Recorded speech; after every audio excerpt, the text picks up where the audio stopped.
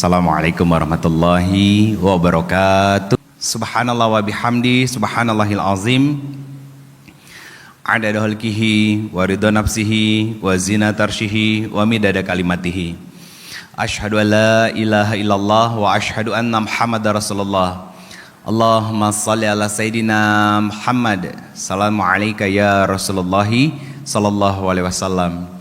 Wala alihi wa ashabihi wa man tabi'ahum bi ihsan ila yaumiddin. Rabbi a'udzubika min hamazati syayatin wa a'udzubika rabbi yahdurun. Subhanaka la ilma lana illa ma 'allamtana innaka antal alimul hakim. Shadaqallahul azim wa shadaqa Rasulullah sallallahu alaihi wasallam. Alhamdulillah, puji syukur kehadirat Allah Subhanahu wa taala. Allah hadirkan kesempatan saya untuk sharing buat teman-teman semuanya, untuk kita sama-sama belajar menjadi seseorang yang tidak mengulang kesalahan dari orang tua kita dulu saat kita menjalani kehidupan rumah tangga. Ada sebuah nasihat yang sangat luar biasa begini, dan nasihat ini betul-betul saya pegang sampai sekarang. Jangan sampai kesalahan papa sebagai orang tua itu menjadi sebab kamu berbuat salah. Siapa yang menasihati itu? Papa saya. Beliau adalah ayah saya sendiri, dan itu saya pegang sampai sekarang teman-teman semuanya. Kenapa? Apakah papa saya salah? Enggak. Orang tua kita salah? Enggak. Kenapa saya katakan enggak salah? Karena keterbatasan media dan ilmu parenting dulu. Sedangkan sekarang semua media dibuka sama Allah, dari berbagai macam, yang mau pendek, yang mau panjang ada. Kita bisa belajar. Justru yang salah itu ketika kita sadar ada yang kurang dan tidak sempurna, tapi kita nggak mau memperbaikinya. Dengan kalimat sederhana apa ya, aku gini, mau gimana lagi, udah karakterku begini. Siapa yang bilang itu karakter kita? Dari mana kita tahu bahwa itu karakter kita? Teman-teman semua yang dirahmati Allah Subhanahu wa taala, ini luar biasa loh ketika saya lihat posternya, agar anak tumbuh tanpa luka batin orang tua. Ini materi bisa dinikmati dan diambil oleh teman-teman yang memang sudah menikah dan akan menikah. Berarti para singlilah juga bisa belajar tentang hal ini, karena nanti kaitannya tentang juga persiapan diri untuk masuk ke dalam jenjang pernikahan. Ya, adalah sedikit-sedikit pranikahnya juga nanti saya sampaikan. Cuman titik beratnya lebih kepada kehidupan rumah tangga. Teman-teman semua yang dirahmati Allah Subhanahu wa taala, kenapa hal seperti ini penting untuk dibahas? Dan disclaimernya saya sampaikan di awal ya, mohon maaf, saya tidak pakai ilmu psikologi barat. Itu disclaimer dari saya. Jadi yang saya pakai adalah ilmu tazkiyatun nafs, karena kita adalah seorang muslim. Jadi yang digunakan adalah ilmu tazkiyatun nafs. Ini disclaimer di awal. Kenapa? Karena parenting barat itu tidak menyeluruh. Kenapa saya irhamkumullah? Kenapa saya katakan tidak menyeluruh? Parenting barat itu hanya antara orang tua dengan anak. Sedangkan Islam itu jauh ditarik ke belakang sampai pada fase pranikah. Apa yang membuat beda? Jelas beda karena orang barat nggak kenal pranikah. Mereka ngapain? Kumpul, kebo, dan ternyata budaya itu datang ke Indonesia dengan nama pacaran. Saya mau tanya dulu sama teman-teman semuanya, tahu nggak sejarah pacaran itu kayak gimana? Saya doain kalau ada yang datang ke sini single tapi punya pacar, bubar, putus, berantakan. Ya, wah amin, jomblo itu. Tahu nggak sejarah pacaran itu gimana? Dulu Muslim Melayu kalau punya anak laki-laki perempuan mau nikah itu dipingit 40 hari. Kalau bahasa sekarangnya dipingit, dipisahkan. Kalau tahu anaknya laki-laki perempuan ini punya ketertarikan satu sama lain dan orang tua tahu, mereka tuh dipisahkan. Kalau bahasa kitanya dipingit selama kurang lebih 1-2 bulan, kurang lebihnya 40 hari lah sebut. Apa yang dilakukan oleh orang tua mereka?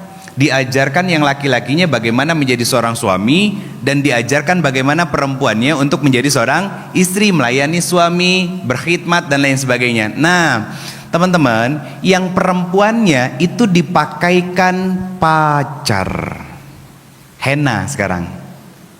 Nah, itu yang disebut dengan istilah pacaran. Baru tahu kan? Nggak seperti budaya sekarang, kemana-mana boncengan montoran, gandengan koyot truk. Giliran putus, kamu tega sama aku, pret. Karena apa? Orang yang pacaran itu adalah orang yang siap dilukai dan disakiti dengan sengaja. Itu konsekuensinya loh teman-teman. Nah masalahnya pacaran sendiri kita nggak tahu sejarahnya seperti apa. Itu budaya Islam di Melayu. Itu cara mereka. Itu kan bahasa lain dari apa? Ta'aruf. Nggak dibiarkan mereka berinteraksi secara bebas. Kenapa? Karena ada syariat Islam yang mengatakan bahwa la taqrabu zina. Nabi SAW bahkan mengatakan ketika ada sepasang laki-laki dan perempuan berduaan, maka yang ketiga adalah setan, untuk meminimalisir itu. Bukan malah ayang-ayangan. Anak SD sekarang udah panggil ayang bebek, ayah bunda. Kapan nikahnya? Makin pening coba kepala saya coba ngelihat kelakuan anak-anak zaman sekarang ini. Saya nggak tahu gimana cara orang tuanya mendidik. Bahkan nggak sedikit loh, mohon maaf ya, orang tua itu yang mendorong anaknya untuk bermaksiat lewat pacaran. Nak, kamu tuh cantik, kok diem aja sih di rumah, kok nggak ada laki-laki yang mau ngedatengin kamu sih? Apa kamu nggak laku toh nak? Itu musibah itu, seriusan, itu masalah itu. Orang tua banyak yang berbangga ketika anaknya pacaran. Bapaknya berbangga ketika anak gadisnya dijemput sama laki-laki pakai mobil. Pak, nyun sewu, tahu nggak apa yang dilakuin anak Anda di dalam mobil itu? Anak yang sudah dibesarkan, dididik dengan susah payah, dengan keringat membesarkannya, dengan air mata merawatnya, ya, ternyata digrepe-grepein sama laki-laki yang belum tentu halal dan menjadi suaminya. Rugi kalau saya. Betulan. Itu masalah di Indonesia. Itu kenapa saya agak kurang, belum mau berdiri, mohon maaf nih. Saya masih mau duduk. Ternyata tim medianya gercep langsung berdiri. Saya pakai kaidahnya dari Al-Quran dan Sunnah, wahyu, dari literasi klasik Islam. Makanya disclaimer di awal, saya tidak mengambil literasi dari Barat. Kenapa? Barat itu tidak paham dan tidak kenal istilah pranikah. Tapi dalam Islam ada istilah pranikah, ya, disebut dengan istilah ta'aruf, walaupun itu adalah pemahaman kontemporer. Tapi setidaknya itu menjadi sesuatu yang menjadi acuan buat kita bagaimana cara memilih pasangan yang baik. Kenapa begitu? Teman-teman semuanya, mohon maaf ya, nih mbak-mbaknya, mas-masnya, kalau beli baju di toko baju salah size bisa ditukar. Tapi kalau salah milih pasangan, penyesalannya seumur hidup. Itu pengalaman kayaknya itu yang betul. Penyesalannya seumur hidup. Kok bisa Ustadz salah pilih jodoh gitu? Bisa, itu takdir Allah. Betul, jadi ujian buat kita. Yes.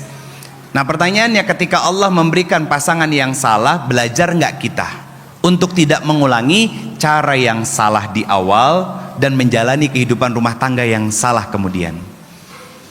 Itu nggak ada yang sia-sia teman-teman semuanya. Cuman masalahnya apa? Pasangan suami istri yang sudah berpisah, banyaknya yang jadi musuh atau jadi sahabat. Musuh. Karena kebanyakan orang zaman sekarang nikah itu modalnya dua. Satu, yang kedua atau status sosial. Ini orang sekarang nikahnya gini Pak. Ada anak laki-laki datang ke seorang ayah yang ditanya itu, kamu kerja di mana? Iya kan? Saya punya anak perempuan Pak. Kalau ada ikhwan nanti masih 11 tahun putri saya. Nanti ada yang datang, saya nggak akan ngomongin masalah pekerjaan. Saya ngomongin tentang apa? Visi dalam berumah tanggamu apa nak? Nah dari situ kita bisa menilai sebagai seorang ayah, anak ini ao haho atau apa gitu, atau memang ngomongnya lugas, jelas, tertata rapi, visioner, ya kan, punya semangat juang yang baik. Nah itu laki-laki itu begitu. Bukan ditanya, Mas, kapan mau ke rumah? Kapan ya, Dek ya? Nanti Mas mau mempersiapkan dulu, kan Mas juga butuh tabungan untuk kita nikah dan lain sebagainya. Mbak, kalau ada ketemu laki-laki begitu, tinggalin. Kenapa? Tidak punya visi dan tidak punya prinsip. Tapi dia cinta sama saya, Ustadz, monggo, makan tuh cinta. Coba datang ke pengadilan agama, ya, lihat data perceraian di provinsi DIY. Coba lihat, bukankah mereka adalah orang-orang yang dulu saling jatuh cinta? Iya kan? Mengeluh-elukan dengan kata cinta itu. Saya katakan demi Allah, teman-teman, kita nikah tidak perlu cinta. Kita cuma butuh dua, apa saja? Satu, ilmu. Yang kedua, iman. Ini yang kurang zaman sekarang. Cuman bermodalkan cinta, status sosial. Akhirnya apa? Setahun, 5 tahun, 10 tahun, bubar. Siapa yang jadi korban? Anak. Akhirnya apa? Anaknya mengalami yang namanya traumatik. Benci sama bapaknya. Kalau misalkan bapaknya ternyata seorang pelaku selingkuh dan lain sebagainya. Teman-teman semuanya, kenapa saya katakan modal ilmu dan iman itu utama sebagai seorang muslim untuk menikah? Coba deh lihat orang-orang salaf dulu. Emang nikah karena cinta? Tidak, karena iman. Apa karena iman maksudnya? Dia menikah karena mengikuti sunnah Nabi SAW. Akhirnya apa? Berjalan waktu, mereka satu sama lain saling belajar. Belajar apa? Mengilmui pasangannya masing-masing. Saya pernah podcast singkat ketika Hijrah Fest Ramadan kemarin di Jakarta bareng sama Mas Wisnu, Tengku Wisnu. Beliau tanya begini, Ustadz, kalau pernikahan ta'aruf itu bagaimana cara mengenal pasangan? Saya jawab sederhana, ilmui pasangan kita, kenali dia. Nah, bagaimana cara mengenalinya? Nah, ini teman-teman semuanya, ini pranikah dulu ya, sedikit ya. Kebanyakan kita menikah pasangan itu di detik akad ke masa sekarang, tapi tidak mengenal siapa pasangan kita di detik akad ke masa lalunya. Kenapa? Kalau kita melihat pasangan kita di masa sekarang, ya, kita nggak akan pernah bisa memposisikan diri kita menghadapi pasangan ketika perilakunya, sikapnya tidak seperti biasanya. Contoh, laki-laki uring-uringan, tantrum, ambek-ambekan, apalagi silent treatment. Apalagi stonewalling. Tahu istilah stonewalling? Menghindari masalah. Ada masalah tapi diem-dieman, nggak mau cari solusi sama sekali. Itu ada masalah dengan apa? Mental. Mentalnya siapa? Si laki-lakinya. Atau begitu juga si perempuannya. Sederhana sebetulnya. Kalau nggak salah di Nurul Asri ada kelas belajar menjadi seorang ibu dan ayah atau suami dan juga istri gitu. Itu silakan, kalau teman-teman mau ikut silakan. Ambil ilmunya, ambil kebaikannya, itu insya Allah menjadi lentera juga di dalam hati kita. Karena apa? Persiapan nikah itu sederhana teman-teman. Satu, sini ya, ilmu. Yang kedua, mental. Yang ketiga, apa? Finansial. Teman-teman mas, laki-laki sudah kerja, punya penghasilan, ya, itu sudah cukup untuk meminang anak orang. Itu sudah cukup untuk meminang anak orang. Kenapa? Istri yang salihah itu akan menemani Anda dari motor Mio sampai punya Pajero. Itu istri salihah. Tapi kalau sudah punya Pajero, jangan diganti istri yang salihah dengan wanita solehot. Itu kan banyaknya di luar begitu. Yang serba mini-mini kan begitu. Ngerasa bosan dengan istrinya, butuh suasana baru dan lain sebagainya. Ngawur itu. Itu ngawur namanya. Yang mbak-mbaknya juga sama. Kalau ada datang laki-laki, gimana Ustaz cara memverifikasinya? Sederhana kok. Kirim intel-intel saudara laki-laki kita. Kemana? Ke lingkungan tempat tinggal si laki-laki itu. Tanya dengan lingkungan sosialnya, bagaimana sepengetahuan bapak si fulan ini dengan orang tuanya, dengan masjid, dengan lingkungan di sini. Itu nanti jadi checklistnya kita. Itu ikhtiar kita. Jangan makan mentah-mentah yang namanya cinta. Coba deh tanya aja orang-orang yang tersakiti. Teman-teman semuanya, saya sama Teteh, istri saya, dalam 14 tahun pernikahan kita ya, selama saya berdakwah ini itu menghadapi ratusan orang yang bermasalah rumah tangganya. Ada yang cerita sama saya begini, Ustadz, gimana cara ngadepin seorang suami yang padahal dia yang salah tapi istrinya yang suruh minta maaf? Karena keriduan Allah itu ada pada suaminya. Itu suami gendeng gitu. Beneran, dia yang salah, istrinya yang minta maaf. Pakai dalil salah tempat. Betulan. Itu cara berpikir seperti itu sudah tidak terpakai dan memang tidak dipakai dalam Islam. Kenapa? Itu pemahaman patriarki. Salah. Makanya belajar Islam itu yuk kita sungguh-sungguh mendalam. Bukan cuman jarene, bukan cuman katanya.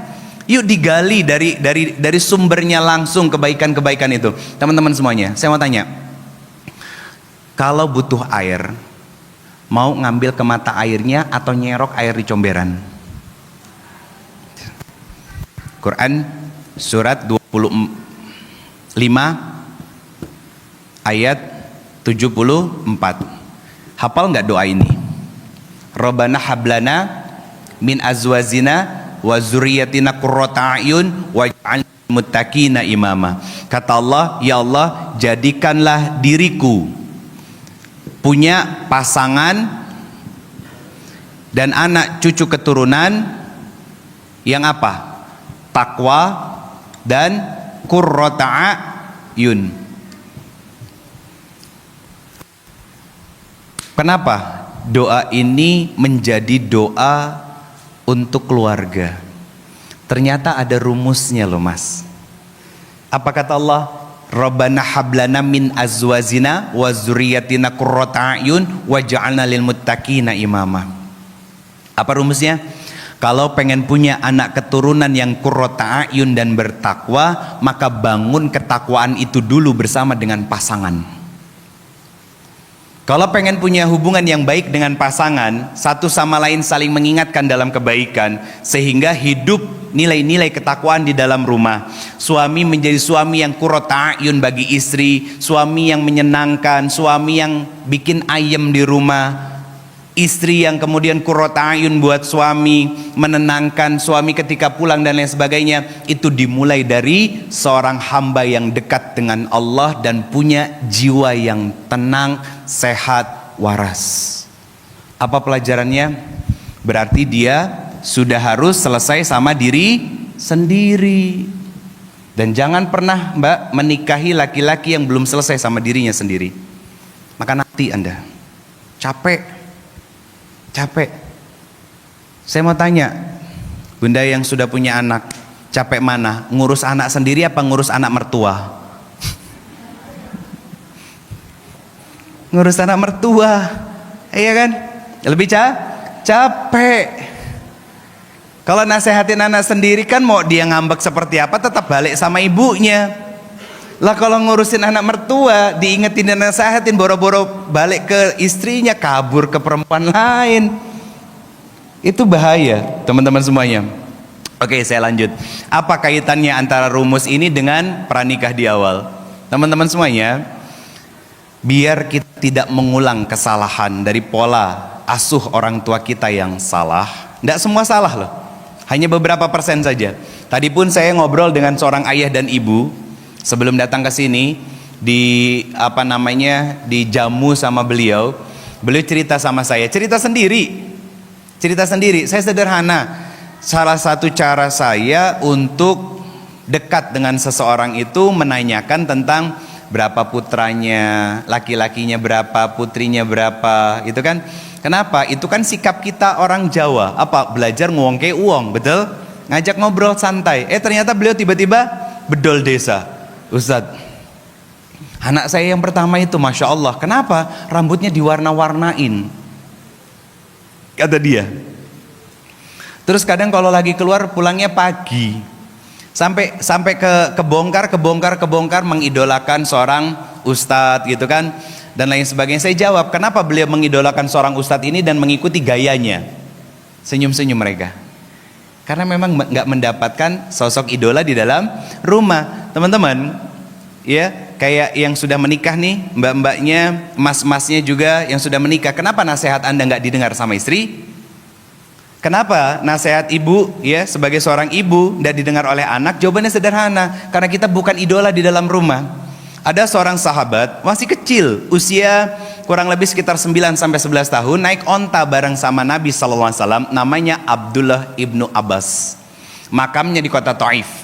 Ahli Quran, ya, ahli Quran, ahli hadis, orang terkemuka, ulama besar di zamannya itu. Sepupunya Nabi SAW. Kata Nabi, Nabi mewasiati kepada anak kecil ini, masih kecil seperti ini. Siapa sayang namanya? Melody, Melody, betul namanya Melody. Masya Allah, namanya cantik kayak orangnya ya. Tuh, anak kecil dipuji kayak gitu, itu senyumnya lebar. Saya nggak tahu bapaknya muji kayak gitu enggak?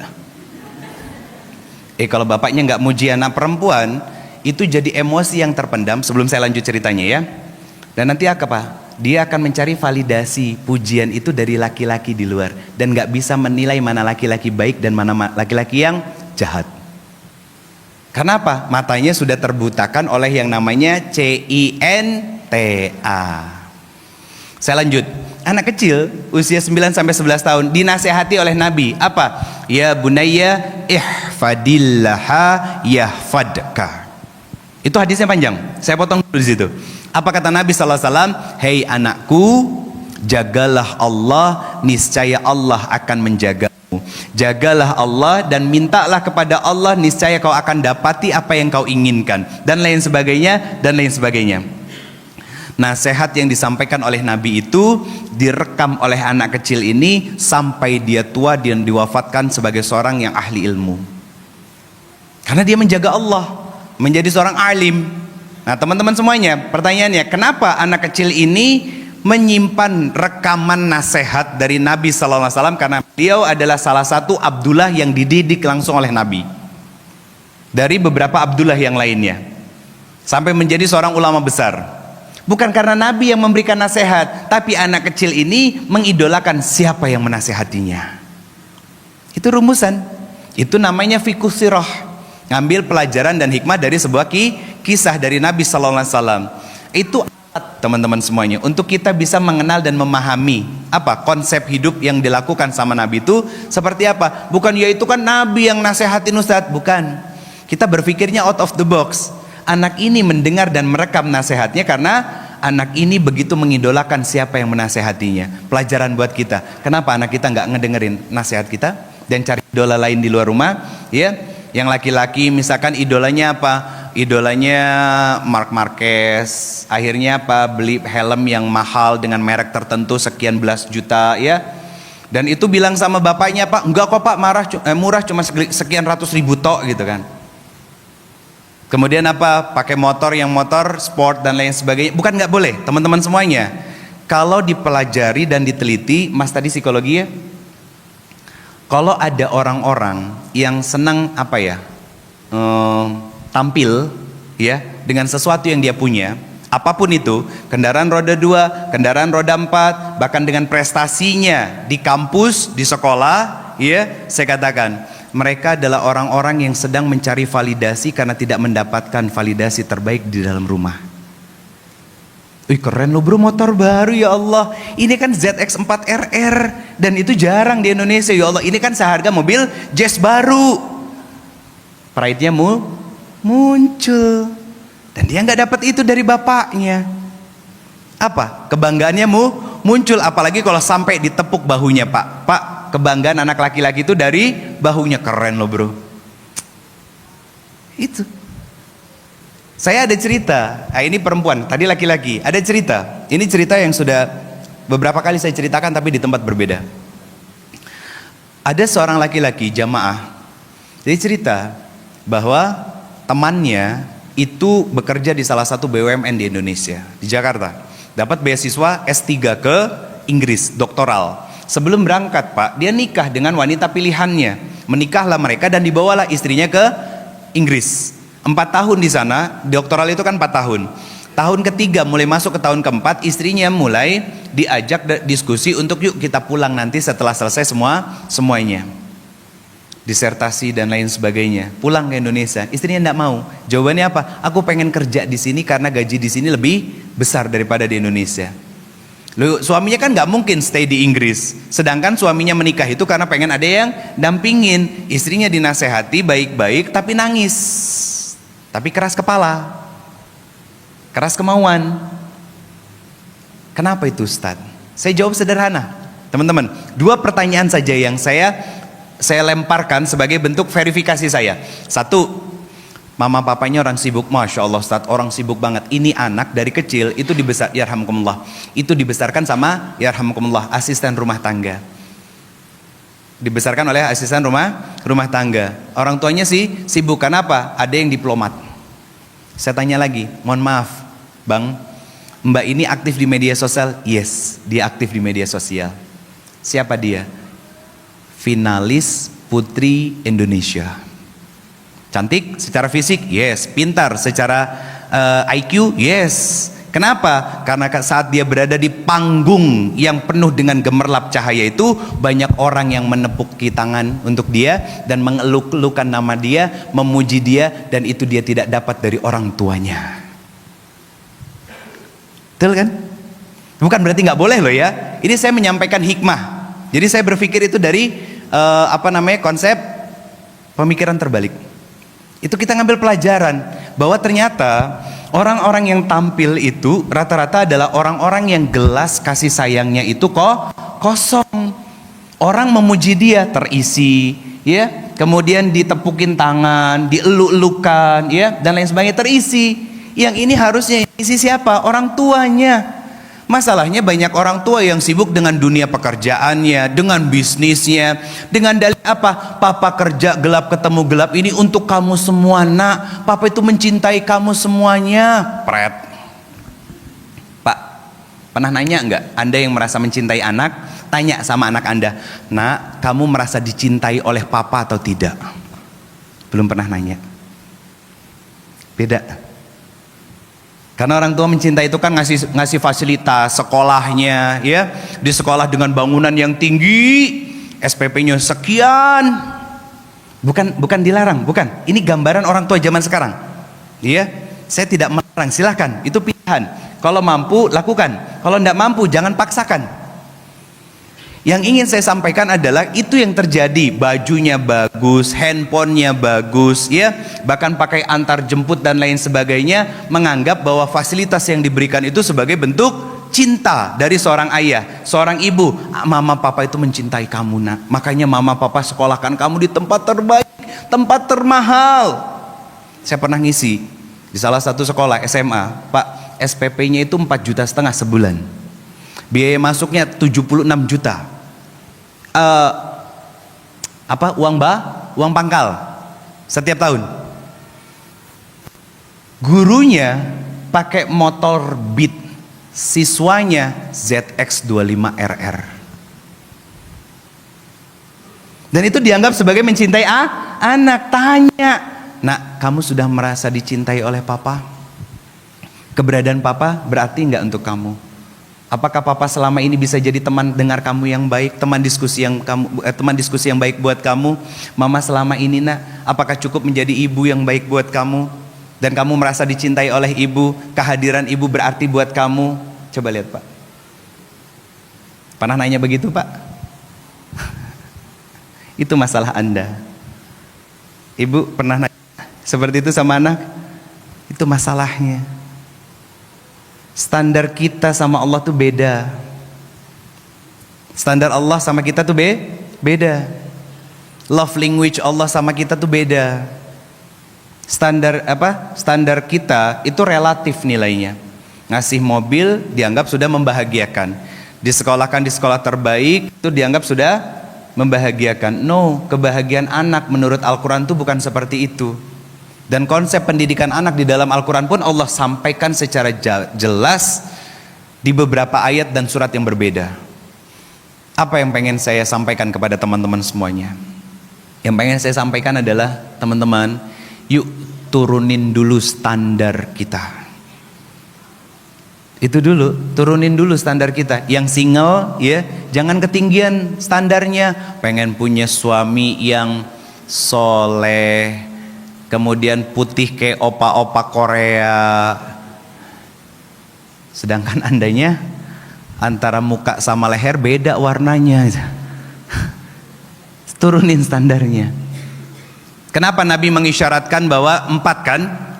Cari apa? Pasangan itu kategorinya pilihannya 4 standarnya. 1 harta, kedua rupa, ketiga keturunan, keempat agama. Kata Nabi penekanannya, pilihlah yang karena agama maka kau akan bahagia. Nah, itu yang komplain di media sosial, bukan komplain sebetulnya, curhat colongan di komentar postingan reels yang viral yang saya buat di media sosial saya. Ustadz, saya punya suami tapi saya ngelihat dia itu sholatnya berjamaah di masjid. Ada yang ngomong juga, Ustadz, suami saya adalah seorang ustadz yang sering dipanggil-panggil ngisi ceramah dan lain sebagainya. Teman-teman, pahami dulu konsep agama yang dimaksud sama Nabi. Bukan cuman sekedar punya ilmu agama, tapi paham ilmu agama itu. Kalau punya ilmu agama itu cuman pengetahuan. Nah, kalau cuman pengetahuan, maka hobinya debat. Ketika dia salah, pembenaran. Kayak contoh begini. Ada suami yang mengatakan kepada istrinya, "Mama tahu nggak, Nabi SAW itu bilang istri yang solihah itu tidak akan tidur sebelum dia mendatangi suaminya dan meminta keriduan dari suaminya." Bambang, maaf Pak, ada yang namanya Bambang? Walid. Salah ya kan? Bukan kita para suami yang ngomong itu, tapi hadis itu harus dipelajari oleh seorang istri dan dipahami oleh seorang istri bahwa surga nerakanya seorang istri itu adalah suaminya. Apalagi pakai hadis, "Mama tahu nggak?" katanya. Nabi aja sampai bilang, kalau ada manusia yang bisa bersujud kepada manusia yang lain, maka aku akan perintahkan seorang istri sujud di bawah kaki suaminya. Sujud gitu. Itu stres itu suami kayak begitu tuh. Kalau orang stres itu di Indonesia sebutannya ODGJ. Iya kan? Betul dah. Cuman bedanya kalau ODGJ yang di pinggir jalan itu kan nggak pakai baju. Nah, ini ODGJ-nya rapih. Dan seorang NPD itu rapih pakaiannya. Pernah dengar orang NPD? Tahu istilah NPD? Narcissistic Personality Disorder. Oh, itu udah parah banget itu, kejiwaannya sakit. Itu parah. Nah, teman-teman semuanya, kita harus tahu dulu nih beberapa poin ya yang ingin saya sampaikan. Ini berkaitan dengan kita. Kita adalah seorang anak, calon orang tua, atau bahkan kita pun seorang anak dan juga seorang orang tua. Apa yang mau saya sampaikan dulu? Kita harus tahu dulu dari mana luka-luka itu ada dan trauma-trauma itu hadir dalam jiwa kita. Ini saya izin, mohon maaf, ini dari depan kelihatan banyak muka yang bermasalah soal ini. Yang pertama, cara orang tua atau lingkungan merespon. Satu, saya jelaskan. Cara orang tua atau lingkungan merespon. Gini, punya anak, datang ke ibunya, "Mah, aku nggak ngerti, tolong ajarin aku dong, ini hitung-hitungannya gimana." Ibunya bilang sambil main handphone, "Sebentar nak, kamu datengin aja papa kamu." Lukanya muncul. Kedatang ke papanya, ya, lagi berhadapan dengan laptop. Papa kan pintar matematika, ajarin aku dong Pak hitung-hitungan ini, aku nggak ngerti rumusannya." "Sebentar nak, papa lagi meeting Zoom." Sekali dibegitukan, 2 kali sama, minggu depan sama, sebulan sama, setahun sama, maka jangan berharap anak itu akan bertanya lagi kepada Anda. Terus tahu-tahu ibunya curhat kepada Ustadz, "Ustadz, kenapa anak saya kok lebih senang main sama teman-temannya daripada sama emak bapaknya?" Salah Anda. Cara meresponnya salah. Jadi luka, jadi trauma. Kan itu yang kita rasakan teman-teman semuanya. Dulu ya, mau bener mau salah, kalau sudah berantem sama adik, kalau kakak pasti disalahin. Itu luka. Bahkan mama kita ngomong begini, "Mama tuh gak pernah ngebeda-bedain kalian." Pret. Orang tua itu Pak, secara sunatullahnya kata Nabi, pasti akan ada kecenderungan hati pada salah satu anaknya.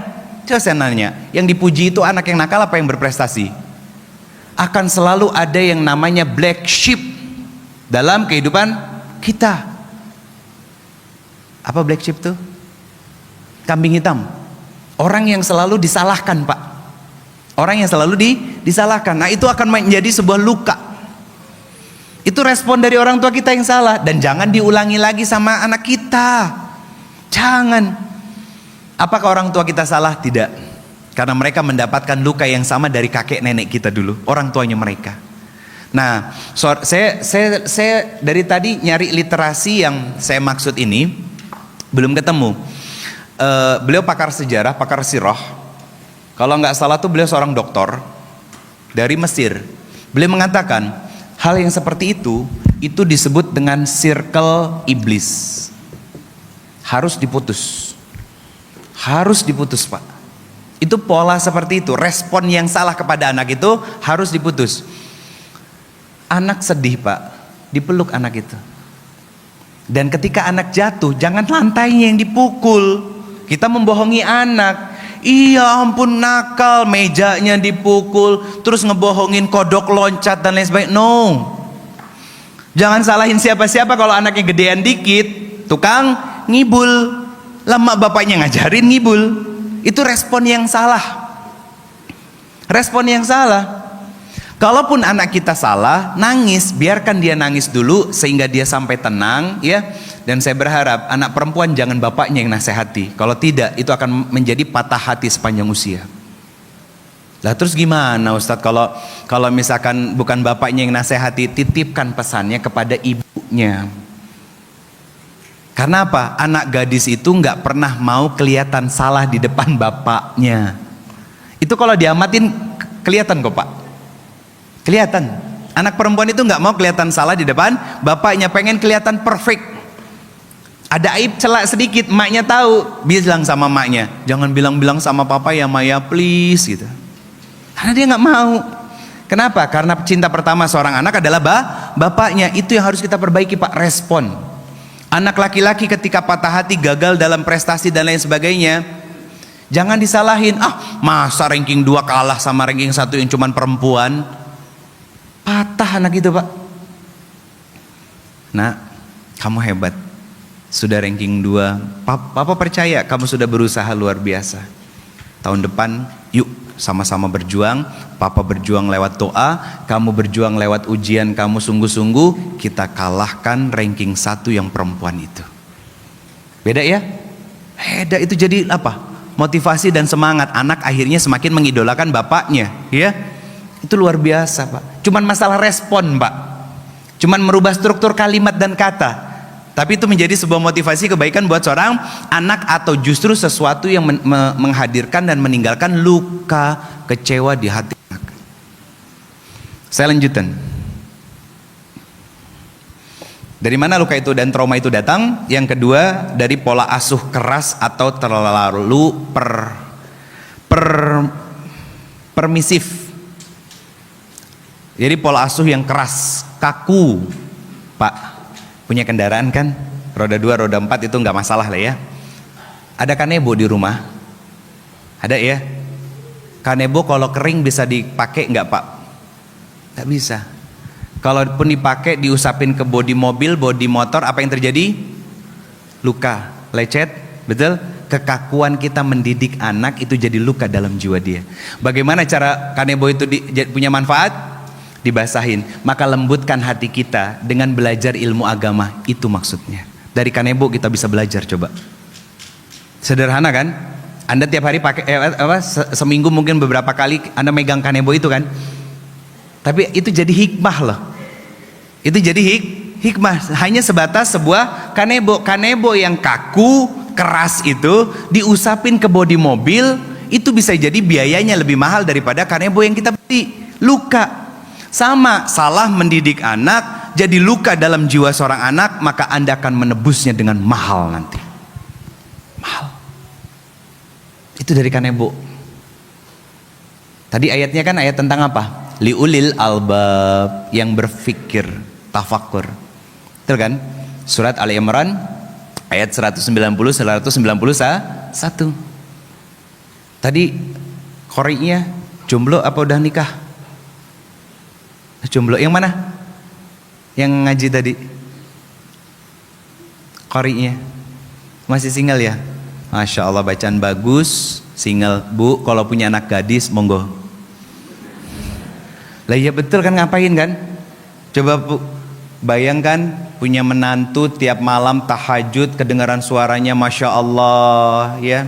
Itu juga kalau bangun tahajud sih, kalau bangkong gitu. Oke, saya lanjut ya. Saya lanjut.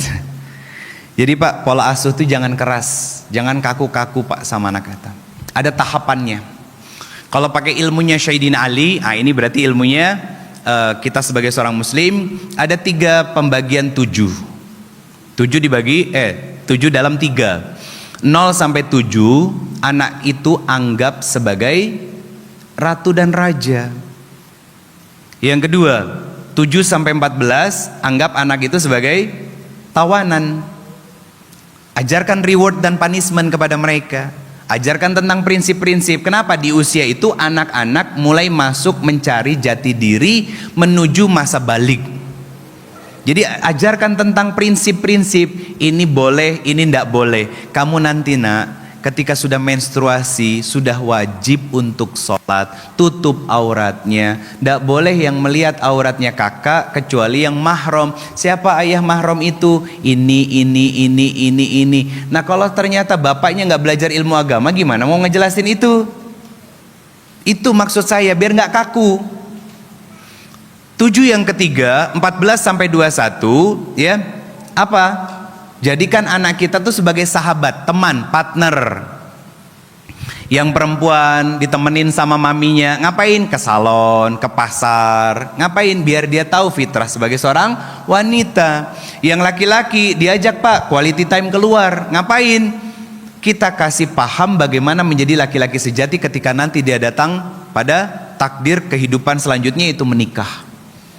Bahkan sebetulnya itu bisa dilakukan saat anak-anak masih kecil, seusia siapa? Anaknya Mas, siapa namanya? Haris. Umurnya berapa? 3 tahun kurang. Oke, di usia 5 tahun ajak anak tuh quality time. Banyak ya guest host di Jogja, banyak kan? Dan itu kan terjangkau harganya. Ngapain anak laki-laki nginep sama bapaknya? Nah ini loh laki-laki, jenis kelaminnya seperti ini. Nanti kamu akan mengalami yang namanya mimpi basah. Mimpi basah tuh begini, antisipasinya begini. Kamu harus mandi wajib mandi wajib tuh tata caranya begini. Mulai dari sini sampai ke sini niatnya ini. Nanti kamu punya kecenderungan lawan jenis, namanya perempuan. Alat reproduksi perempuan itu seperti ini beda sama punya kita laki-laki. Hati-hati, tidak boleh sembarangan kecuali sudah halal lewat pernikahan. Pernah ngajarin gitu sama anak laki-lakinya Pak? Masalah. Akhirnya apa? Karena nggak diajarin sama bapaknya, nggak dibekali sama bapaknya, dia cari tahu sendiri. Betul?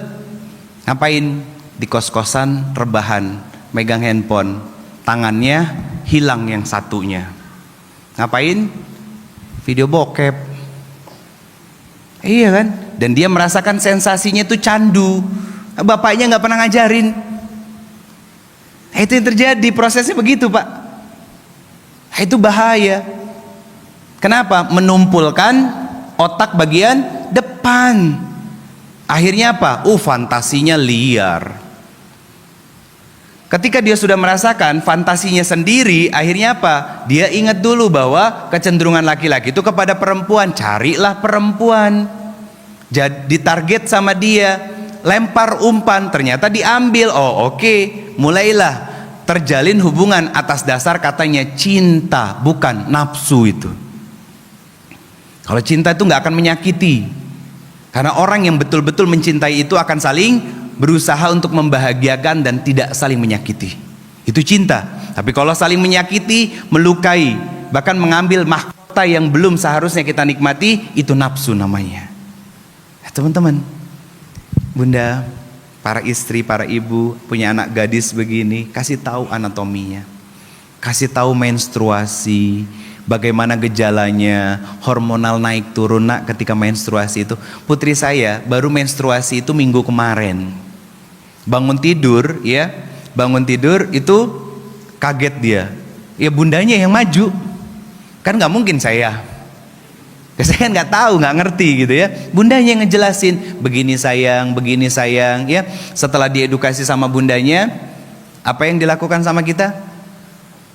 Kita tinggal safari dakwah Magelang Jogja. Setiap pagi video call, kita tanya, masih keluar sayang? Enggak ayah gitu. Ya udah, nanti kalau memang sampai sore udah nggak keluar lagi, kakak mandi, gimana niatnya? Dikasih tahu lagi sama bundanya, dikasih tahu tata cara dan lain sebagainya, sehingga dia merasa menjadi seorang wanita seutuhnya, Bu. Diperhatikan bapaknya, dibimbing juga oleh ibunya. Saya katakan, anak perempuan kalau sudah jatuh cinta sama bapaknya nggak akan mudah jatuh cinta sama laki-laki yang tidak halal buat dia. Nah, kalau punya anak perempuan pacaran, itu indikasi gampang kok dia tidak dekat dengan bapaknya. Selesai. Kenapa? Kalau anak perempuan dia dekat dengan bapaknya, ya, dia tahu dan dia sadar, aku nggak akan mau jatuh cinta sama laki-laki yang tidak halal buatku. Kenapa? Karena saat aku pacaran, itu dosanya ditanggung oleh bapakku. Itu Pak, itu ilmu namanya. Itu pola pengasuhan. Penting kita untuk belajar tentang hal seperti itu tuh. Nah itu kita bisa hadirkan keturunan yang salih dan solihah ketika kita berpartner dengan pasangan kita, mau membangun sinergi dalam keluarga yang takwa. Istrinya belajar ilmu agama, mengamalkan ilmunya, belajar menjadi istri yang solihah, yang qurrata a'yun, yang menyenangkan buat suaminya. Suaminya juga sama, belajar ilmu agama, mengisi gelas kekosongan di dalam jiwanya tentang keilmuan agama. Akhirnya apa? Belajar menjadi suami yang qurrata a'yun dan menyenangkan di depan istrinya. Sederhananya, ini suami istri sama-sama jago soft spoken. Hari Rabu besok tuh Ustaz Andi Boni di teras dakwah, kalau nggak salah temanya itu, karena saya tadi habis silaturahmi dari teras dakwah. Itu dari mana munculnya? Ketika dia sudah selesai dengan dirinya sendiri, nggak lagi egois. Beda loh teman-teman, orang-orang dulu tuh nih. Ini saya ambil contoh satu saja ya. Sayyidatina Khadijah. Ada sebuah kisah yang diangkat oleh ulama. Khadijah itu ditanya sama teman-teman dekatnya, sama besti-bestinya, ya, sama circle utamanya dia, sama-sama wanita solihah semua kok. Apa kata teman-temannya? Khadijah, kamu beruntung ya, pasti kamu bahagia deh punya suami seorang Muhammad dengan akhlak yang luar biasa, budi pekertinya yang tinggi. Apa jawab Khadijah? Yang saya pikirkan bukan tentang kebahagiaan saya, tapi yang saya pikirkan dan selalu saya usahakan adalah suami saya merasa bahagia, tenang dan nyaman saat bersama dengan saya. Saya mau tanya, Khadijah berarti sudah selesai sama dirinya apa belum? Sudah. Kalau orang yang sudah selesai dengan dirinya sendiri, pasti pakai kata me di depannya, bukan lagi di. Dia pengen membahagiakan, dia pengen selalu mendengar cerita pasangannya, dia selalu akan memeluk pasangannya lebih dulu dan meminta maaf lebih dulu kepada pasangannya ketika salah. Bukan pengen dibahagiain, pengen didengar, pengen di ngertiin. Itu namanya egois, belum selesai sama dirinya sendiri. Nanti kalau pola seperti itu kita biarkan dalam kehidupan rumah tangga kita, apa yang terjadi? Nanti akan lahir anak-anak yang tumbuh dalam luka dan trauma yang sama yang seperti kita rasakan. Kita kan gak mau.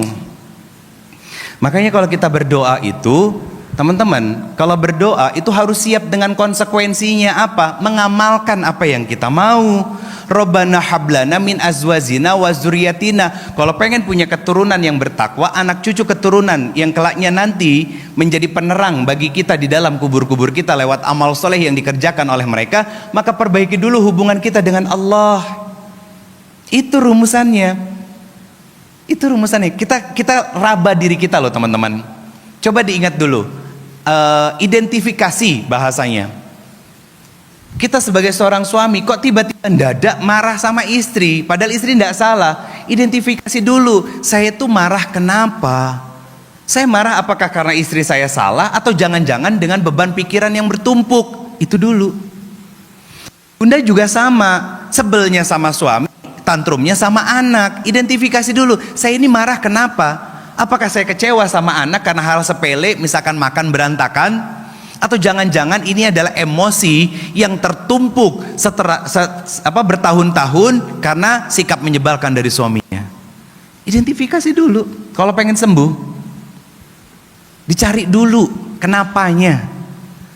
Kan hidup itu harus why, nanti ketemu strong why. Kenapa? Nah, itu masalahnya. Apa? Hal yang sulit dilakukan oleh manusia adalah introspeksi, dan lebih mudah untuk menyalahkan diri sendiri apa orang lain. Nah, itu masalahnya. Itu problemnya. Saya mendengar sebuah nasihat dari salah seorang guru. Beliau adalah salah satu sumber literasi sejarah Islam di Indonesia. Beliau mengatakan, kebanyakan orang zaman sekarang nulis buku, bikin kelas yang bayar, ngomongin tentang parenting, itu cuman ngomongin tentang pengalaman dia mendidik anak. Itu gaya namanya. Gaya seseorang mendidik anak. Apakah akan cocok dengan orang yang lain? Tidak. Sudahlah bayar mahal-mahal, ya.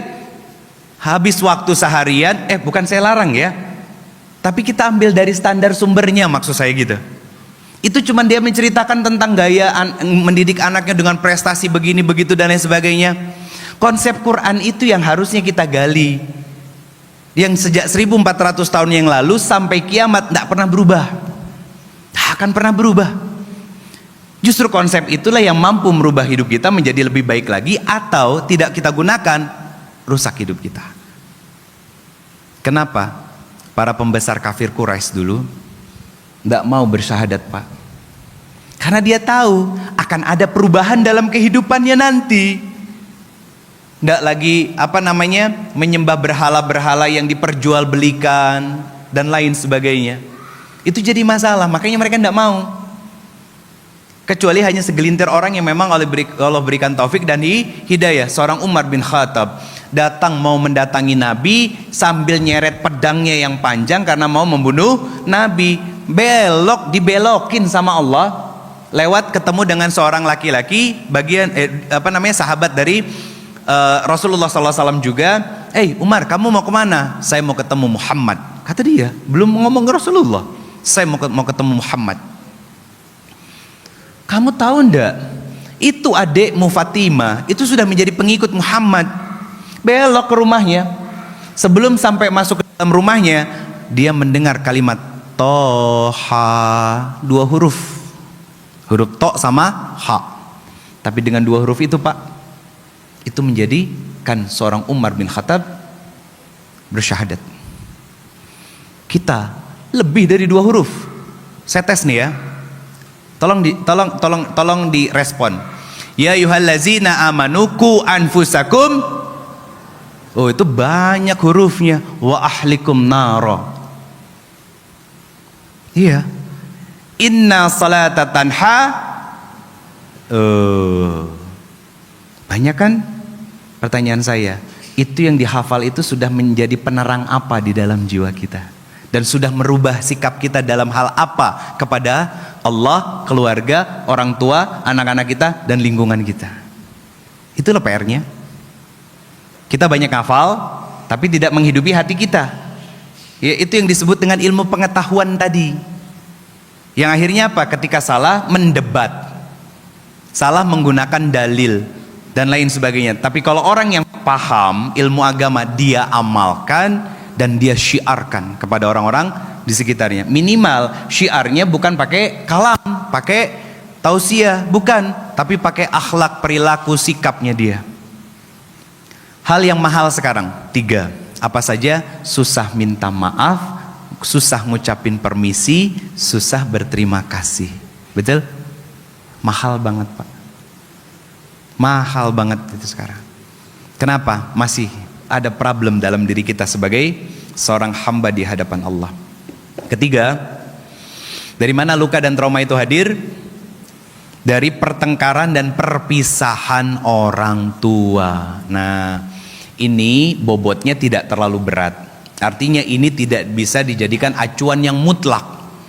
Karena apa? Gini teman-teman semuanya. Tidak semua perpisahan itu dan anak korban dari perceraian itu akan rusak mentalnya.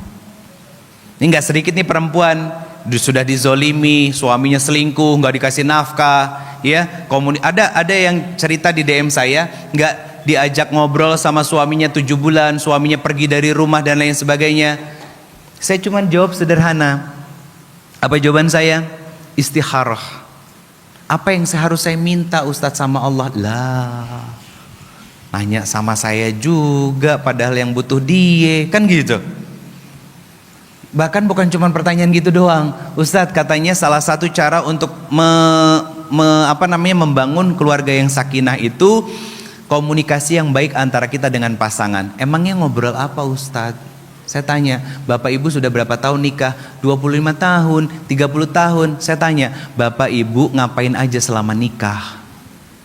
Kok pakai nanya saya, ngobrol apa? Berarti kan disconnecting kan?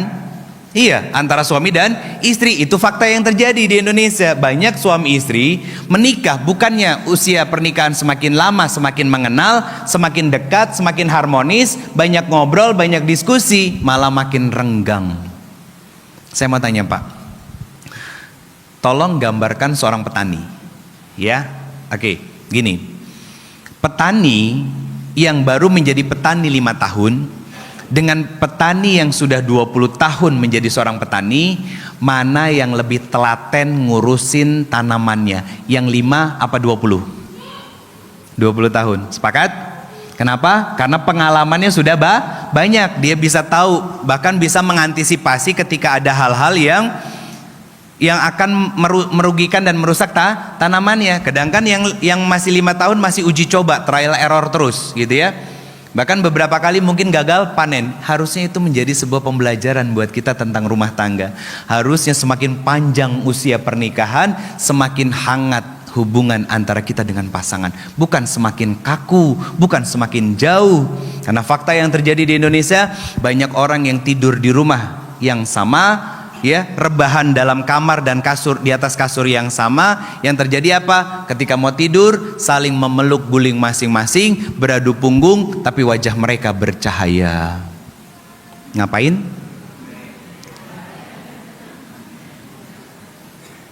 Betul?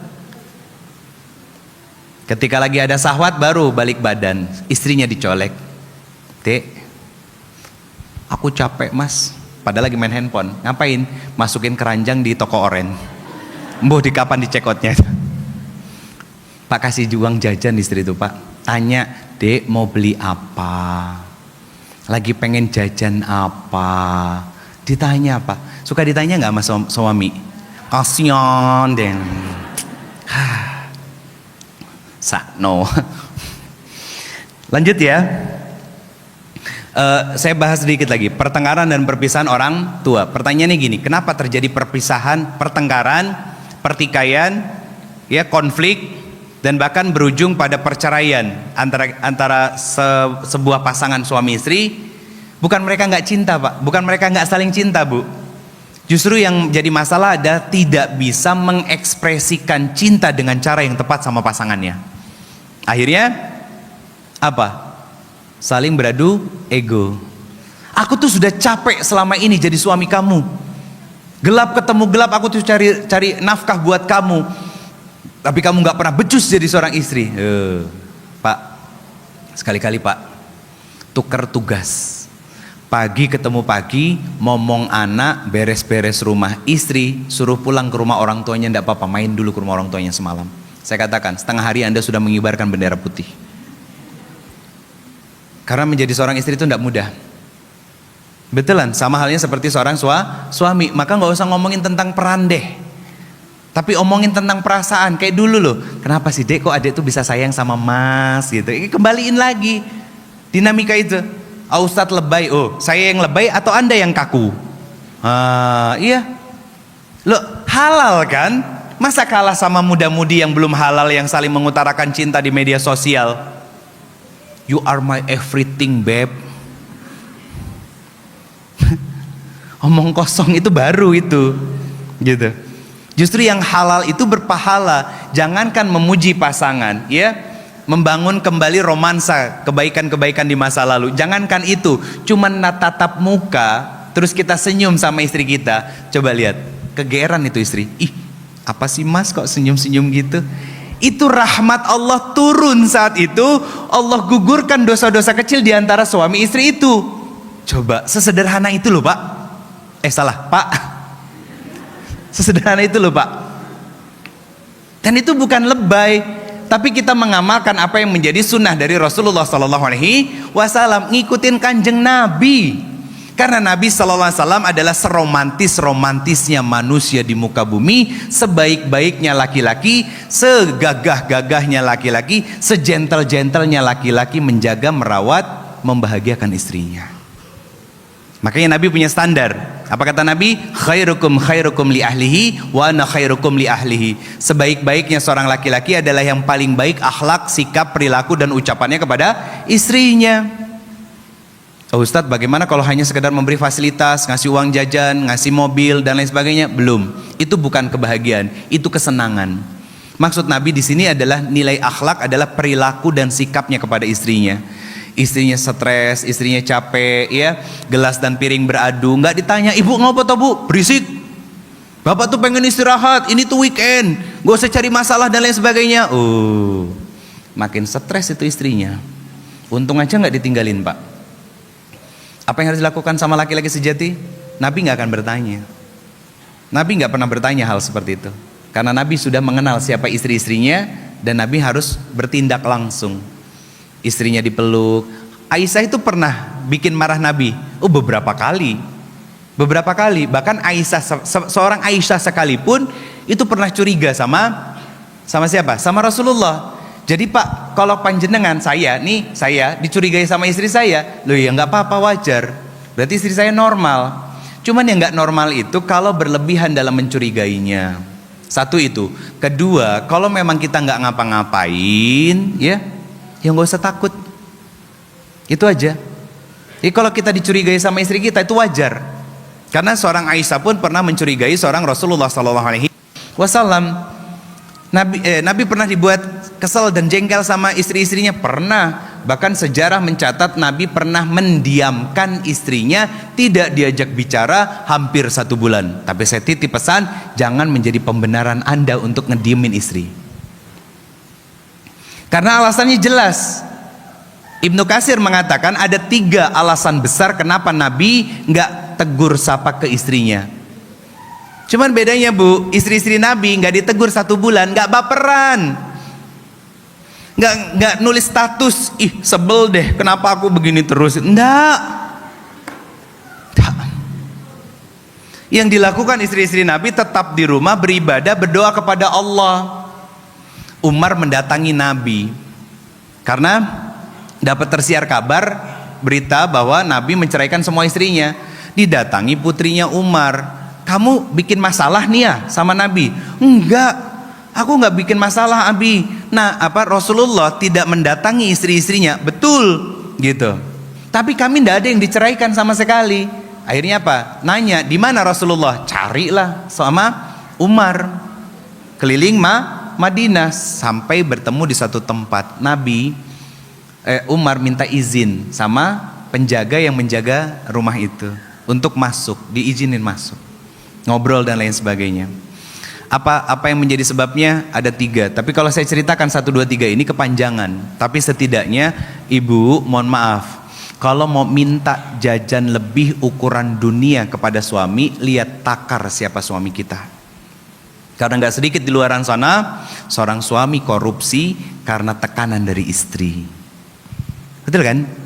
Pak, Bapak kan pejabat, Bapak kan punya pangkat, punya kedudukan, Bapak kan baru dipromosikan. Masa motor kita masih Beat? Masa mobil kita masih Kijang kapsul? Ya itu. Jadi ada istri-istri yang seperti istri Abu Lahab. Dan ada suami-suami yang seperti suami Abu Lahab. Dua-duanya bisa ketemu, bisa. Apa hobinya? Julid. Iya, itu ada Pak. Dan itu tersebar di sekitar kita. Apa hobinya? Jelek-jelekin orang, ngomongin orang, provokator, tukang adu domba. Itu suami istri itu. Hati-hati ya. Nah itu rata-rata yang seperti itu adalah orang yang pernah sakit dan trauma. Saya lanjut. Ada cerita yang saya pending nggak tadi? Nggak ada ya? Selesai semuanya ya? Oke. Yang keempat, ketidakhadiran ikatan emosional dengan orang tua. Orang tuanya ada secara fisik, ya. Tapi tadi kayak contohnya, sibuk dengan pekerjaannya di rumah, sibuk dengan gadgetnya dan lain sebagainya. Saya mau tanya Pak, pernah nggak terfikirkan, terenungi oleh kita, kenapa anak-anak muda, apalagi yang Masya Allah ya, ujian besar buat Jogja, yang sering viral lah beberapa kali di media sosial kan tentang anak-anak muda gitu kan.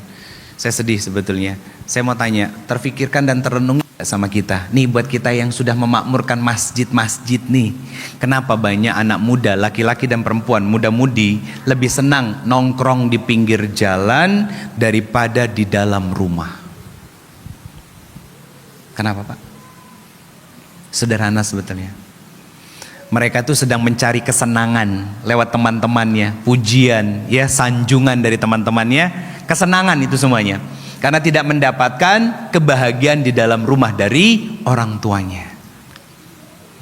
Saya pernah berdakwah Pak, dan itu jadi saudara dan sahabat saya. Keren, Bunda, orangnya keren-keren, tinggi, besar, putih, bersih, gagah. Tapi mantan homo. Saya pernah berdakwah dengan mereka Pak. Dan sumber masalahnya ketidakhadiran ikatan emosional dengan orang tua. Salah satu dari 9 sahabat saya sampai sekarang itu masih pegang credit card yang Black Edition. Di antara yang punya di Indonesia Sultan Andara tuh. Unlimited Pak. Unlimited. Kita punya kartu yang black tapi gak bisa digesek karena gak ada saldonya. Beda level. Itu karena ketidakhadiran ikatan dengan ayahnya, dengan ibunya, karena sibuk dengan urusan dunianya mereka. Saya lanjut yang kelima. Nah, suka membandingkan dengan saudaranya. Itu tidak boleh. Ya, saya katakan demi Allah, jangan. Dan jangan pernah mengkambing hitamkan anak-anak kita. Nyun sewu, ibu, bapak, apakah anak-anak yang sekarang ada dalam kehidupan kita itu adalah anak-anak yang pernah minta sama Allah untuk dilahirkan dari kita? Enggak. Kita yang minta pengen punya anak. Betul? Kita yang selalu mengikhtiarkan pengen punya keturunan. Maka saya titip pesan, kalau sudah Allah berikan, amanahlah dengan apa yang Allah titipkan. Kalau tidak, maka apa yang menjadi titipan itu akan merusak kehidupan Anda. Betulan? Coba gini, maaf, contoh nih ya, punya mobil, itu kan amanah. Gak bisa merawat menjaganya. Apa yang terjadi? Nyupirnya ugal-ugalan, belum punya SIM pula. Apa yang akan terjadi? Yang menjadi barang titipan itu akan membawa kecelakaan buat kita. Betul? Itu pelajaran dari mobil kan. Tadi kanebo, sekarang mobil gitu. Itu hikmah Pak. Saya tidak terlalu pakai banyak ayat. Saya pengen ini menjadi sebuah narasi sederhana yang bisa kita pahami bersama. Untuk apa? Tidak mengulang luka yang sama yang pernah kita alami untuk anak-anak kita nantinya. Selanjutnya, yang ke 1, 2, 3, 4, 5, 6. Betul ya? Trauma dari lingkungan sekolah atau keluarga besar. Hati-hati. Hati-hati. Kadang kalau kita lagi lebaran kumpul keluarga, ada anak dari saudara kita yang maaf ya, usianya sudah panjang tapi belum nikah. Kok belum nikah sih? Nanti jadi perawan tua loh. Nah, hati-hati. Jangan. Sudah menikah, kok udah nikah belum punya anak sih? Hati-hati. Jangan menormalisasi kalimat-kalimat yang akan menjadi luka bagi orang lain. Kan Pak, kita orang Jawa tuh ada istilah apa? Nguwongke uwong, betul? Memanusiakan manusia. Dalam Islam itu namanya ihsan, berbuat baik kepada orang lain sebagaimana saya pun ingin diperlakukan baik oleh orang lain. Maka hati-hati, jaga lisan kita jangan sampai menyakiti dan menzolimi saudara kita. Itu akan menjadi trauma dan luka buat mereka. Hati-hati, nanti balanya itu kadang-kadang datang dan jatuh ke keluarga kita sendiri. Tiba-tiba kita punya anak, usianya sudah panjang, tidak nikah-nikah. Atau usianya sudah panjang, tidak lulus-lulus sekolahnya. Sibuk main ini itu dan lain sebagainya. Ya Allah, ya ampun, Ustadz kenapa ya? Introspeksi diri. Jangan-jangan kita pernah melukai dan menyakiti hati orang lain tanpa sadar. Tidak boleh. Atau di sekolah, ajarkan anak kita tuh tidak membuli siapapun. Dan ajarkan anak kita untuk melawan orang yang membuli. Bukan dengan pukulan, tapi dengan kecerdasan. Ih, kok gendut? Maaf ya, maaf. Ih, kok gendut gitu.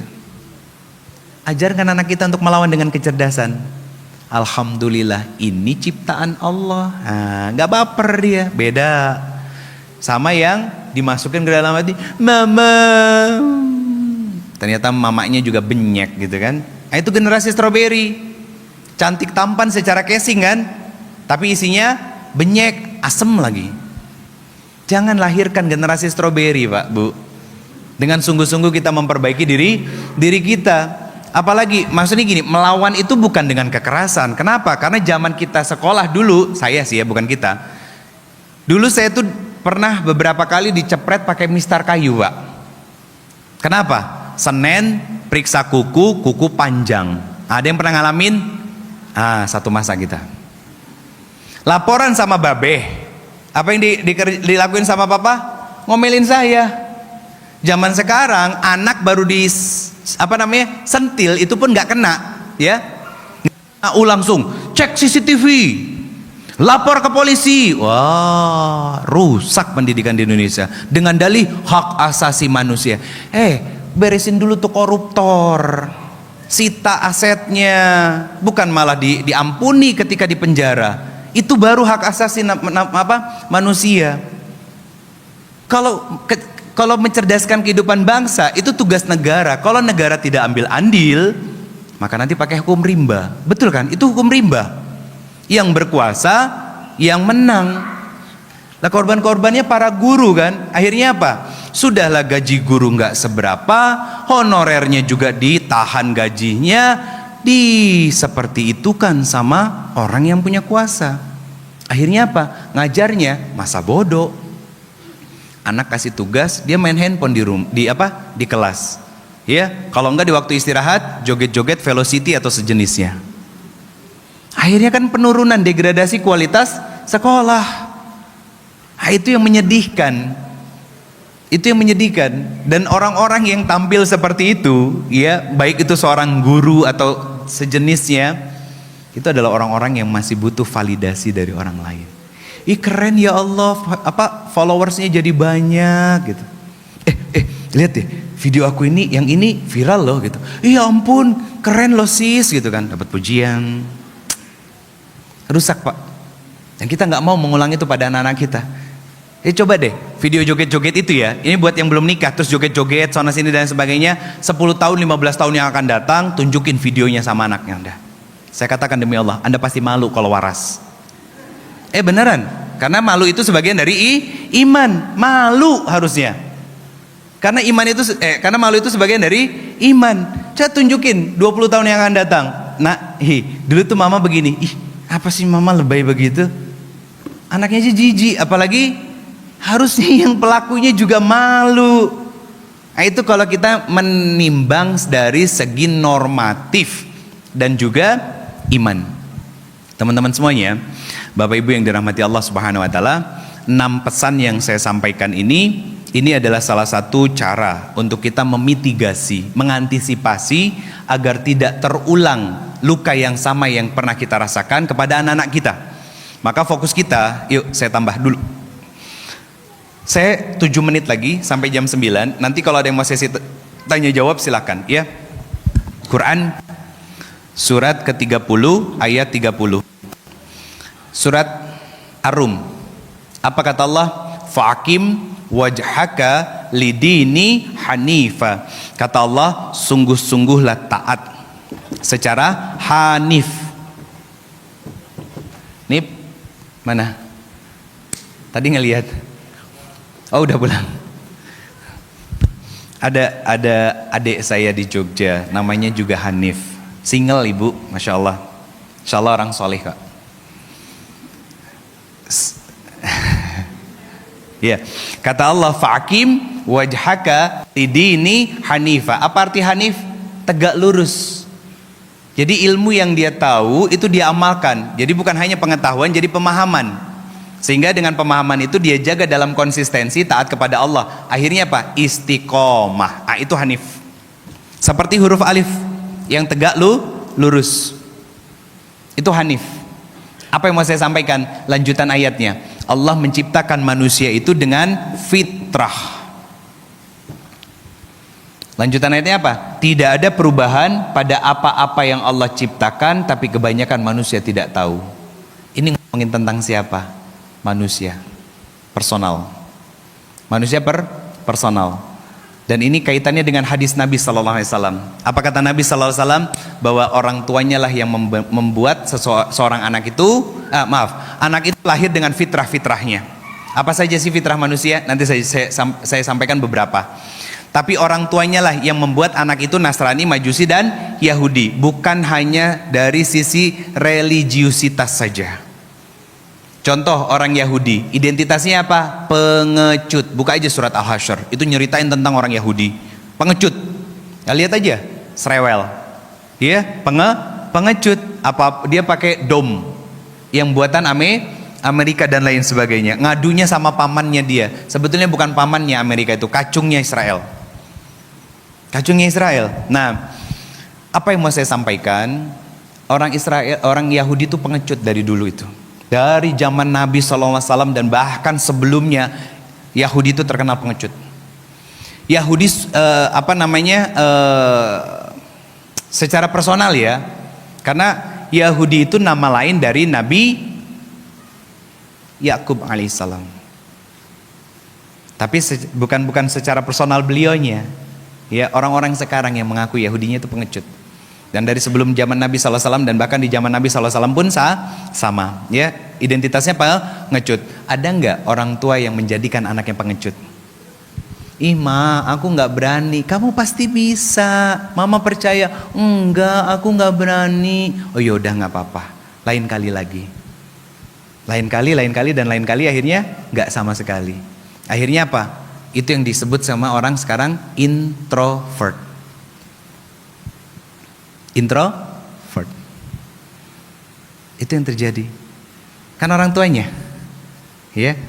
Dan krisis identitas anak itu bermula dari tidak hadirnya seorang ayah menemani anak-anaknya. Anak laki-laki perempuan harus dekat dengan ayahnya. Kenapa? Biar muncul kepercayaan diri. Bukan kepedean. Tapi karena dia merasa bahwa apa? Ayahnya menjadi support system terbaik buat dia. Dan ayah adalah pendidik utama di dalam rumah. Makanya itu menjadi energi yang luar biasa buat seorang anak tampil di hadapan orang lain. Makanya lihat deh, pernah nonton film-film yang ketika anaknya tampil ada ibunya tapi bapaknya tidak ada. Lihat wajah anak-anaknya, sedih.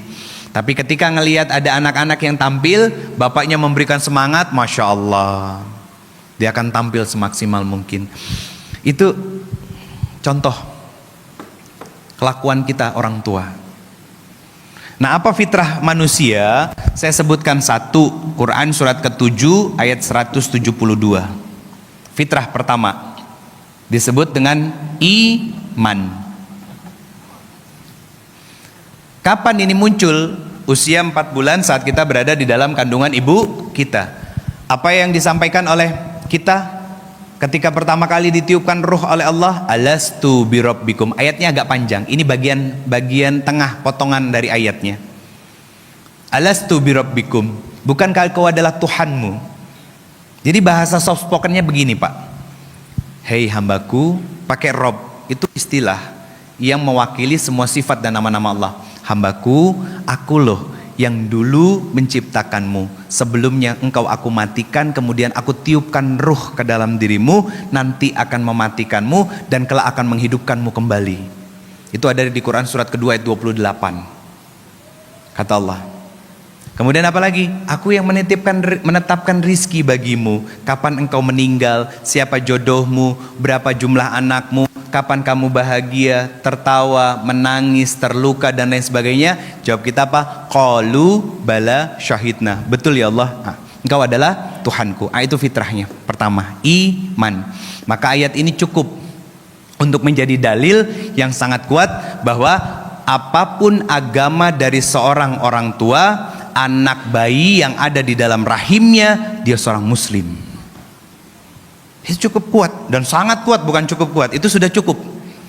Walaupun bapak ibunya adalah non muslim, maka bayi itu yang di dalam kandungannya adalah seorang muslim. Itu fitrah iman. Apa fitrah selanjutnya? Jenis kelamin laki-laki dan perempuan. Walaisa zakaru kal unsa.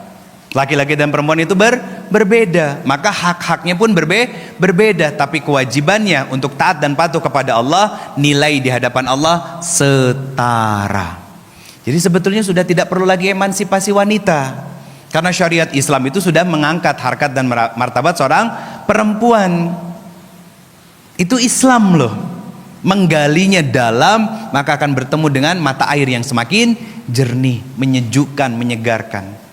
Nah, dari ayat ini apa yang ingin saya sampaikan kepada teman-teman semuanya, bahwa sebetulnya kita itu fitrah awal diciptakan, fitrah awal Allah turunkan ke muka bumi lewat rahim ibu kita, dilahirkan ke muka bumi ini itu dalam kondisi yang baik. Nah, kenapa sekarang banyak orang-orang yang beloknya ke kiri, ya, belok ke kanan dan lain sebagainya? Nah, itulah pola yang disenangi dan dibuat oleh setan lewat perilaku-perilaku salah para orang tuanya dalam mendidik anak-anaknya, sehingga banyak anak-anak yang menyimpang, bermaksiat dengan sebutan apa? Nakal. Saya waktu tampil bulan November tahun lalu, temanya tentang anak-anak yang senang nongkrong di pinggir jalan daripada dengan orang tuanya. Saya tanya kepada jamaah saya di acara Damai Indonesia aku waktu itu, Pak Bu, ada nggak anak durhaka? Ada nggak anak nakal? Ada Ustadz. Saya munculkan sebuah cerita dari kisah di masa Umar bin Khattab. Tidak ada Pak anak durhaka itu, tidak ada anak nakal itu. Yang ada adalah orang tua yang tidak sungguh-sungguh mendidik amanah dan titipan dari Allah. Yang ada adalah orang tua yang tidak cukup sabar dalam mendidik dan membesarkan anak-anaknya. Apa yang disampaikan? Ada seorang ayah membawa anaknya mendatangi Umar bin Khattab. Ya Amirul Mukminin, anak saya sudah durhaka kepada saya. Dinasehati untuk birrul walidain, hormat kepada orang tua dan lain sebagainya. Kemudian anaknya nanya, wahai Amirul Mukminin, apa hak seorang anak? Ada 3. 1, carikan ibu yang salihah. 2, berikan nama yang terbaik. 3, ajarkan kitabullah. Apa kata anak ini? Ibu saya seorang majusi. Tahu majusi? Agamanya bangsa Persia, menyembah api. Bagaimana saya bisa mengenal Allah? Ternyata ibu saya, kalau ibu saya tidak bertauhid. Yang kedua, nama yang melekat di tubuh saya tidak menjadikan harapan dan doa dari orang tua saya. Ketiga, ini puncaknya, sepanjang umur saya tidak pernah diajarkan kitabullah oleh bapak saya. Apa jawab Umar? Umar adalah setegas-tegasnya manusia. 10 tahun Pak dia belajar suratul Baqarah yang cuma 286 ayat. 10 tahun. Karena dia nggak mau bergeser ayat kecuali sudah mengamalkan. Itu sahabat Pak. Itu sahabat, levelnya beda. Apa kata Umar bin Khattab? Sebelum anakmu durhaka, Anda sudah lebih durhaka kepada anakmu. Sebetulnya lebih banyak orang tua yang durhaka sama anak daripada anak yang durhaka kepada orang tuanya. Apa buktinya? Anak-anak kecil kayak begini, yang harusnya kita yang ngajar suratul Fatihah, faktanya apa? Anak-anak begini dititipin di TPA. Sepele loh suratul Fatihah. Saya selalu titipkan kepada teman-teman pasangan muda atau pasangan suami istri yang masih produktif, minimal ajarkan suratul Fatihah kepada anak Anda. Jangan delegasikan kepada orang lain. Bukan masalah benar dan salahnya. Itu yang akan menjadi bekal dia sampai dia wafat nanti. Maka selama dia sholat 17 rakaat, itu cahaya dan pahalanya ngalir kepada kita setiap harinya. Hal sepele sederhana kan? Tapi kita malas ngedidik dan mengajarkannya ya. Nah, itu kecelakaan kita sebagai orang tua. Ketika diberikan titipan amanah dan tidak dirawat, maka apa yang menjadi titipan yang Allah berikan tadi akan merusak kehidupan kita. Bukan cuma di dunia, tapi kelak nanti di hadapan Allah Subhanahu wa Ta'ala. Kasih teman-teman, itu yang bisa saya sampaikan pada mukadimah kesempatan kali ini. Semoga bisa silaturahmi di lain kesempatan. Saya kembalikan lagi ke moderator. Jazakumullah khairan katsir. Assalamualaikum warahmatullahi wabarakatuh.